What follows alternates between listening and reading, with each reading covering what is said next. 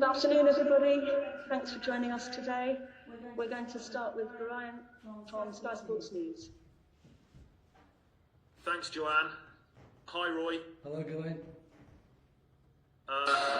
You've given me quite a lot today in where I start with this. Roy, why now, and what has made you come to this decision? Because you know, you don't need me to go through your career, but this seems like quite a moment, quite a day, quite a decision.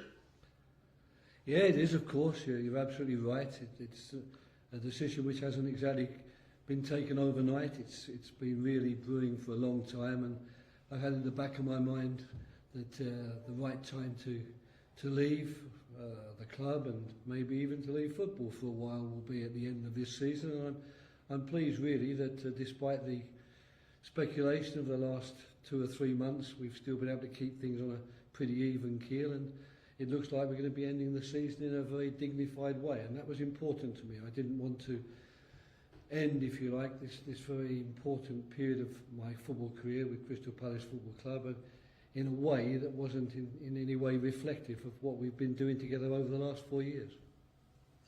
Roy, I read carefully your statement, and you just said something there about initially people just thought, you know, you are retiring, but you don't actually mention that word, and you just alluded to something there about your future.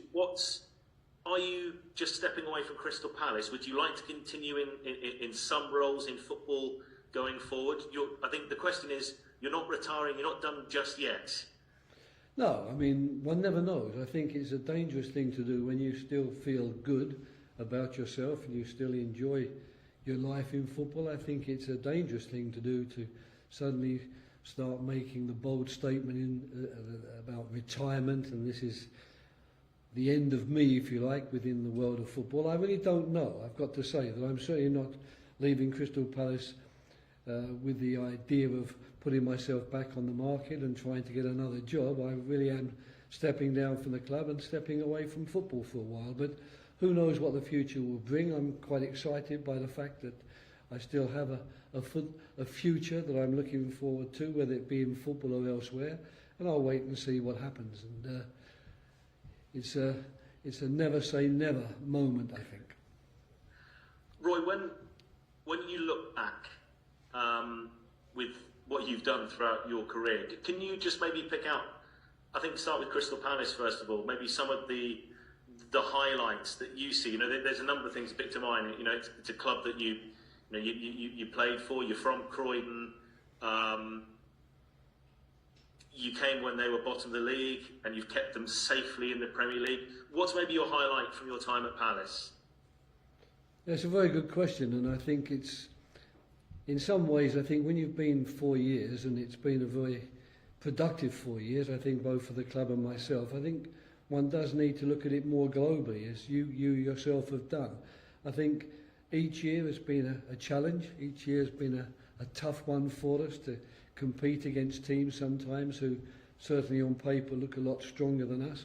But to keep ourselves away from the relegation zone during that period of time, if we discount those early weeks in September when I joined, I think that in itself is probably the thing which is going to stick most in my memory. There'll be individual games. And I think the other thing that will stick in my memory is the pleasure that I've had coming to the training ground here every day and working with this group of players. I've been well supported, as I say in the statement, by the club's owners and every other member of staff that I've been working with. But it's been the pleasure that we've found working with these players every day. And of course, that's the thing that one will miss.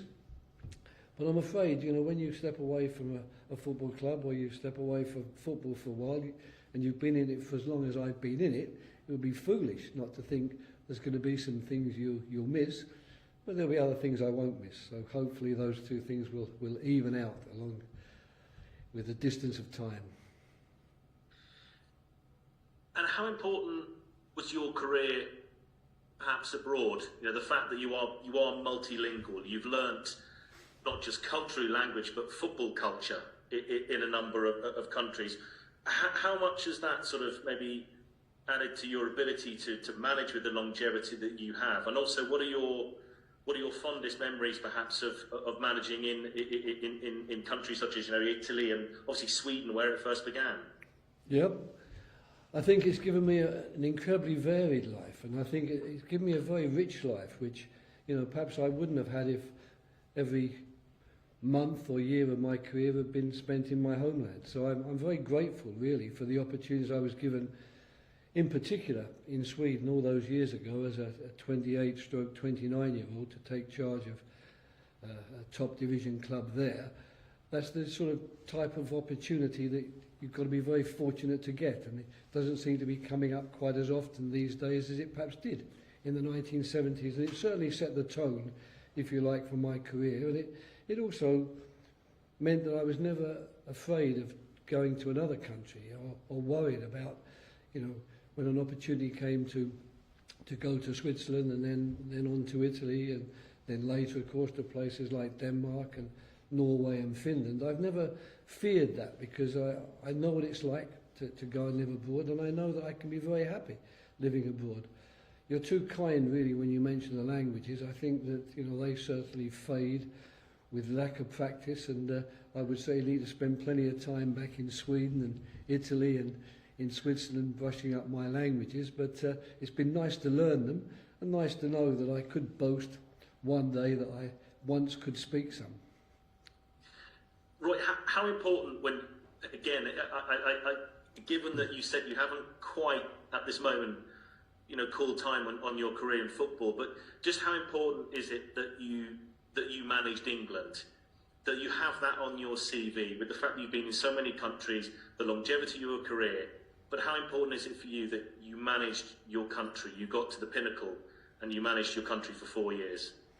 Yeah, I mean, I think I said at the time when David Bernstein, was kind enough to really give me that opportunity, I said at the time, this is really the pinnacle of any career, that I could have ever dreamt of, to be quite honest, because, coaching and managing has always been my raison d'etre, really, and to get that opportunity to do that with England. I mean, I'd been able to manage the Swiss national team, of which I was very proud, and the Finnish national team, perhaps a little bit less so in the UAE, because that was a strange period of time, because there weren't that many national team games during my 2 years there. But certainly if we take those European nations, I was really proud to have been the Swiss manager and the Finnish national team manager. But when, of course, the chance came to manage England, that really was a present, if you like, that was too good to be true. And I can only hope that the 4 years I spent there, will be, with hindsight, seen as a decent 4 years of work, and a platform laying, if you like, for the big success I'm expecting England to have in the years to come. And Roy, just given the fact again that you say you just want to step away for now, maybe see what happens. What perhaps would you like to do? Because to a degree, I suppose, the world is your oyster with the experience you've got, the experiences that you have. What challenges or something that you would like to do in football? Given you've managed, but I was looking as well. You've advised on numerous technical committees, etc. UEFA, FIFA. What in football would you like to do? Yeah, it's another very good question, and I've got to say that I probably haven't given that as much thought as I should do, because my thoughts at the moment are really more or less focused on some time to myself, some time where I don't have to go home sort of mulling over the selection problems or any problems that might have arisen at the club, which require your management skills, and of course the preparation of football matches. It'll be nice really to go to bed at night not having to think about who we're playing at the weekend and what problems that's likely to cause us. I'd like to travel. There's a lot of places that I'd like to travel to, which of course you can't do when you're in pardon me, full-time employment, training every day. It really is very much at least a 9-to-5 job, if not more than that. So I'm looking forward to that. Of course, we'll have to wait and see how things pan out with the COVID crisis, but with any luck, I'll get a chance to do a little bit more travelling than I've been able to do.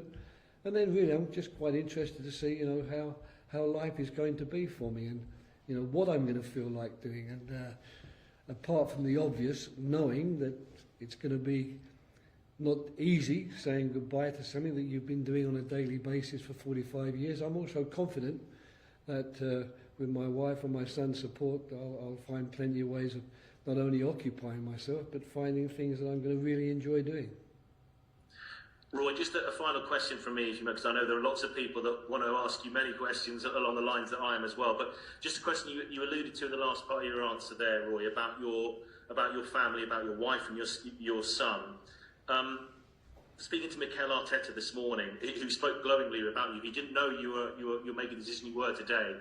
But he was asked about the importance of his wife and his children in just bringing him back to some kind of normality. I'd imagine your wife since 1976 hasn't seen an awful lot of you. How important has that family unit been for you behind the scenes to allow you to have the career you had thus far? I think it would be a very dishonest football manager who doesn't pay tribute to the support and the love that he gets from his family and the enormous job they do in the difficult moments. Because they are the ones who know you best, they're the ones who can read you best, and they're the ones sometimes who know what's necessary to say to you in order to either shake you out of black moods or maybe drag you down sometimes from the more euphoric moods. I've been extremely lucky. I mean, my wife and my son have never made any demands upon me. Chris was very young when I went to South Africa to play, still very young when we set off for Sweden in 1976. He's had to accept schooling in Sweden, then when he's getting a little bit settled there, taking him off to Switzerland, where he had to learn a new language and start again. And of course my wife in particular, she's backed up every decision I've made.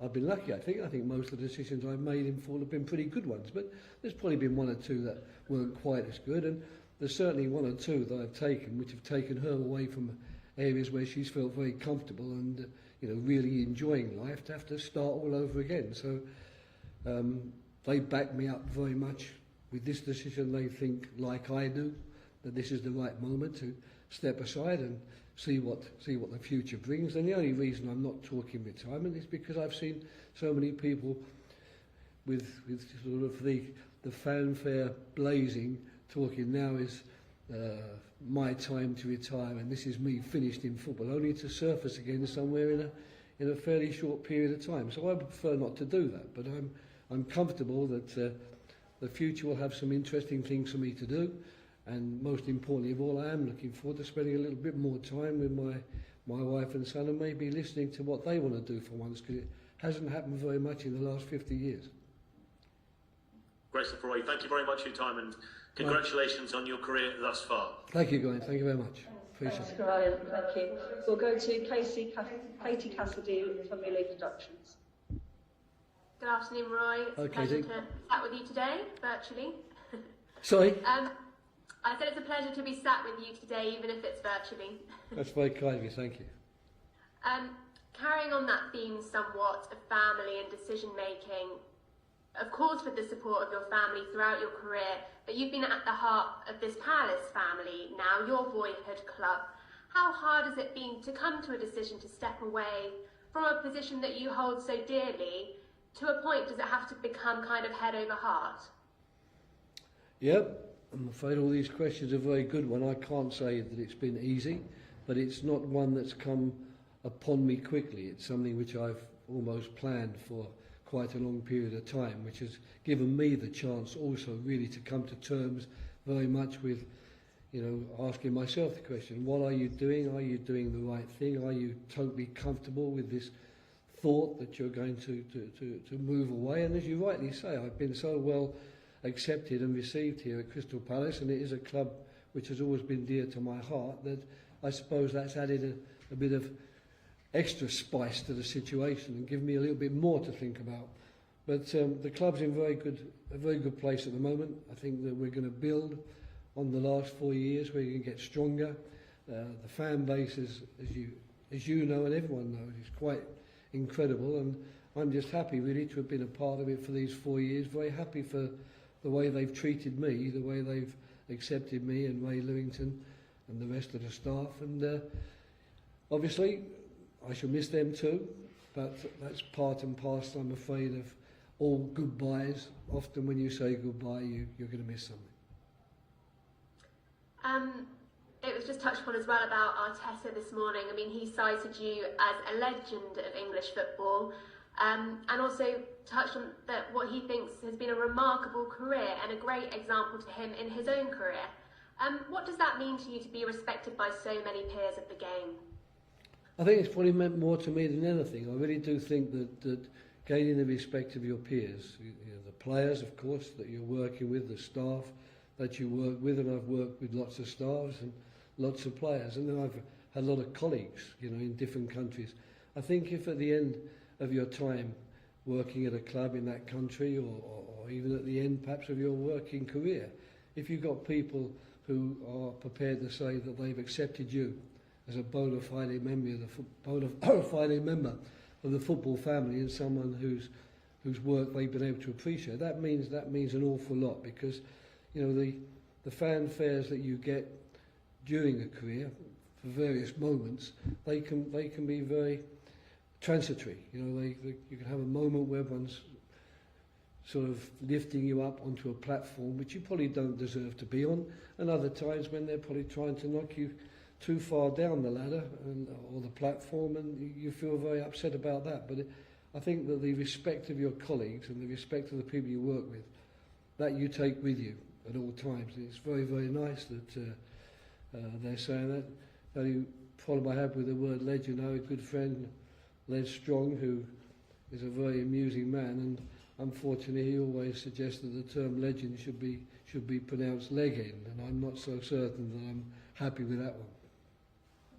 We'll avoid that for the purposes of the rest of this presser. Thank you. Roy, the last two fixtures under your helm, Arsenal, and Liverpool, are these very fitting match rounds to see out your tenure here? In some ways, yes, because they're high-profile matches, and we're playing two of the very best teams in the country, two of the teams that really are traditionally are always up there amongst the top 4, 5, 6 teams in the country, and of course teams with clubs with a fantastic tradition. So I suppose in that respect, this is the Premier League, and I've enjoyed these 4 years in the Premier League, and perhaps it's right that we should be pitting our wits or trying to do our best against teams that, once again on paper, will be favourites when the game starts, but we can roll up our sleeves like we did in the second half against Aston Villa and show that even against teams that on paper maybe pose a bigger threat, we can, on our best days, not only go out and match them, we can go out and beat them. So that's going to be our aim. That's what I'm hoping will happen. But you don't always get what you want in life in that respect, but I can always hope. I'm sure a lot of praise, grandeur, pomp and ceremony is not necessarily what you're after tomorrow, but how special will it be stepping out after what has been a tough and unprecedented season to say welcome back to those fans, but also farewell? Yeah, that's strange as well, I suppose, but of course that's just a quirk of fate that the government has decided quite late on to allow fans back in. So you're quite right to make the point that there's a bit of a paradox there, that we've talked for so long about wanting to welcome the fans back, that no sooner do I get the chance to welcome them back than I'm going to be waving goodbye to them. But it's a fact of the situation, and I shall happily deal with it, and I'm rather hoping that the fans will enjoy the game, but most importantly I hope they're going to show their appreciation for the team, because what this team has done, not just for a year, not for a season, it's been almost a season and a third, which has merged into one. I think what they've done in that period of time is well worthy of the fans' appreciation. So it's going to be nice to see the players appreciated by the fans, and nice for the players to see the fans back. Final question from me. Do you think you'll find it easy to step back after being busy for so long? But of course, it seems your future is quite open, but are you looking forward to being the manager of your own time again? A manager what? Of your own time. Yes. I mean, that's something, of course, to which I will have to learn to manage, because for quite a long period of time now, my life has been dictated almost in a military fashion. You know, I've known what time I've got to get up to get to work, and I've known roughly what time I'm going to get home. So all those things would change, and that would be something new for me, but my wife's had plenty of practice at that, of course, over the years as we've travelled around from country to country, so I'm sure she'll teach me how to do it, because I'll need to find some of her patience along the way. Thank you, Roy. All the best. Thank you. Thank you. Thanks, Katie. We're going to Alex Howell, BBC Sport. Hi Roy, Alex, how are you? not bad, how are you? Good.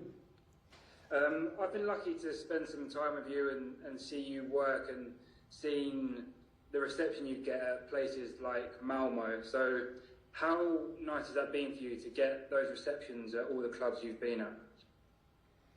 Yeah, perhaps it isn't all, I wouldn't like to say that, but I've certainly been blessed that there's been a lot more good receptions than bad ones, and there's been some quite outstanding ones along the way, celebrating sort of achievements that the team and the club had during my time with them as head coach or manager. So yeah, those memories will stay with me, that's for sure, and they've certainly always been really appreciated. There's no doubt about that. But it's not something that you can expect. It's not something that you can rely upon. You know, people will give you the reception that they think you deserve, and you just have to be very grateful if that reception is a positive one. And I was just wondering, when did you tell the players about your decision and how did that go? I think 2.5 months of press conferences have given them a bit of a clue when I've been sort of batting back questions all the time and suggesting that I'll give you my thoughts on the subject in my own time. I don't think there were too many of them that suddenly, when they found out, said, "Oh my God, you've really caught us on the hop here." And I did that deliberately. It would have been nice in some ways to have given them more notice.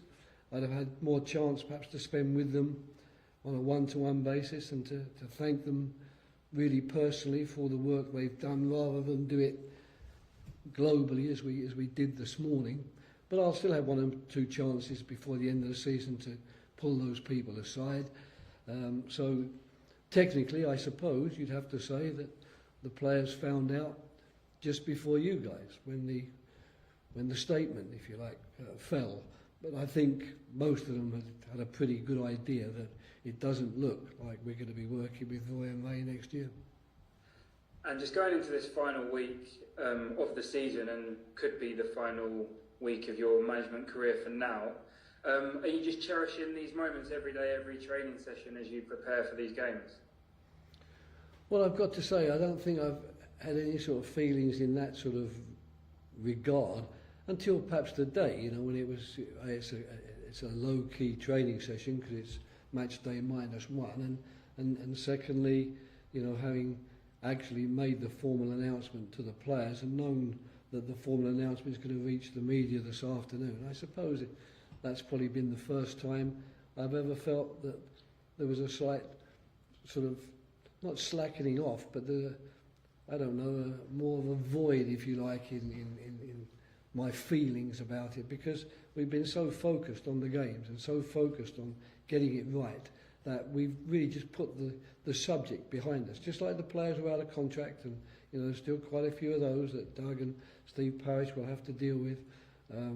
You know, they put it out of their minds as well, and we've tried to be 100% professional and to show 100% pride in our profession, really. You know, we believe it's important that every time you take the field as a football player or as a coach or manager trying to prepare that team, you've got to be giving it your 100% best, and you've got to be giving it your all. And I think we've done that. And I'm really hoping that we'll see that tomorrow night as well, because we showed certainly on Saturday what we're capable of. And I think tomorrow night would be a wonderful occasion to show that again. And just two more from me. Are you looking forward to being able to say goodbye to the fans tomorrow and hearing an atmosphere again? Yes, absolutely. Yeah. I mean, it's you know, goodbyes are never been my forte. I'm much better at hellos than goodbyes. But yes, I'm looking forward to it. But it risks to be an emotional occasion, and I'm not good on emotional occasion. And on emotional occasions again. Is it fitting you get to go out against one of your former clubs in Liverpool? Yeah, although that was such a brief sojourn up there, really, that I think I could be accused of exaggerating if I called them one of my former clubs. I think it was about 5 or 6 months that I had with the guys up there. So, but yes, I mean, technically, it's one of my clubs. Technically, it's one of the Premier League clubs I've worked at. It's against the champions, current champions of England. You know, a team really that have done so brilliantly well over the last years under Jurgen Klopp. You know, it certainly will be a fitting match in the sense that you want to test yourself out one last time. Here's the test you've been looking for. Try and deal with this lot up at Anfield. Thanks, Roy. It's been great to work with you, and good luck for tomorrow night. Thanks, Alex. Thanks, Alex. We'll go to George Sessions of the Press Association. Hi, Roy. Hello, George. I just wanted to ask you quickly about your right-hand man, Ray. Obviously, been with you here for 4 years and plenty of other clubs. Just sort of wondered, you know, your sort of chance to pay tribute to him. I imagine he's been a real rock by your side over the last couple of decades, probably. Yeah, absolutely. I mean, not quite 2 decades, but I mean, obviously, you know, the time at Fulham, then the time at England, now the time here. They've been wonderfully profitable years. In, you know, for me personally, working alongside him, he's been incredible in everything that he's done, and you know, we have worked pretty much in tandem for a long period of time now, and he and Dave Reddington and Dean Kiley, they deserve an awful lot of credit for the preparation that goes into our football matches, because they take on such a lot of responsibility. But you know, Ray is a top-class football person, a wonderful coach, you know, really at the very highest level, and with incredible experience, both as a coach and as a manager. So I'll be very fortunate that, you know, I've been able to count on him alongside me, because he's been not only helpful in terms of advice and with his opinions and, you know, the sounding board that every manager needs, he's also been exceptional in the work that he does on the training field with the players, and that's helped us, in my opinion, to become a better team and to retain that Premier League status, which has been so important for us over these last 4 years. And just finally from it, you kind of mentioned it's a decision you've been thinking about for a while. I wondered, did sort of lockdown, especially the kind of start of that, kind of give you a tiny bit of an insight into what retirement away from full-time football would be? Yeah, that's a good question. I mean, to be honest, when the real lockdown began some while ago, where you really were virtually imprisoned in your house or your apartment, I think that would have been the time, I suppose, to start thinking, well, this might be my life one day when I stop working full-time in football. But I don't think I really did think that much about it, because I was so convinced that the league would start up again and that we would finish that season, and that I would, you know, see out my contract by also getting through the next season, as it were. So I think it will be something which I'll have to confront anew. I'm not certain that the lockdown experiences will have helped as much as perhaps they should have done had I given it more thought at the time. Thanks, Roy. Best of luck tomorrow. Thank you, George. Thank you. We'll go to Jackson Cole of TalkSport. Hi Roy, sorry I'm having issues with my webcam, so you won't be able to see me. Okay. But anyway, congratulations on such a great career so far. Which managerial position would you say you learned the most, both about the job and about yourself? Well, I mean, that's a really good one. I think probably the closest I could come to really giving an answer to that would be when I left Sweden after all those years. You know, the 12 out of the first 14 years spent at 3 Swedish clubs and a hiatus here at Bristol City in England in between times. I think when I went to Switzerland, I think that was probably the first time that I was confronted with something very different in terms of mentality, culture and attitudes and thoughts, really, from the owners of the club about how they expected their manager or their head coach to behave. I think that was the first time, I think, that I really thought this is going to be very, very different to what I've pardon me, experienced before. And then, of course, Inter was similar, I think, you know, going from Switzerland, where I did quickly come to terms with what it was about, being a head coach in a Swiss team, and then moving on to coach the national team. I actually felt pretty comfortable then, really, about what Swiss football was about, and, you know, the differences between what the clubs in Sweden had taught me and now what the clubs in Switzerland had taught me. So the next really big step, I think, which opened my eyes to a different world, was going to Inter, because suddenly I found myself coaching a club really that not only interested the people in Milan, it interested the whole of the country, and what's more, the mass media were always in a frenzy to get stories about the club and about the players, and I had to sort of confront a sort of pressure, if you like, from the mass media that I hadn't really been used to, perhaps, to that extent in my career up to then. So I think I'd have to cite Malmö to Neuchâtel as the first, if you like, epiphany, and then an even greater epiphany after I left Switzerland to join Inter. And yeah, you mentioned a bit earlier about the things you're going to miss, like teaching the players and so forth. Is that what you'll miss the most about managing in the Premier League? Did you say teaching the players?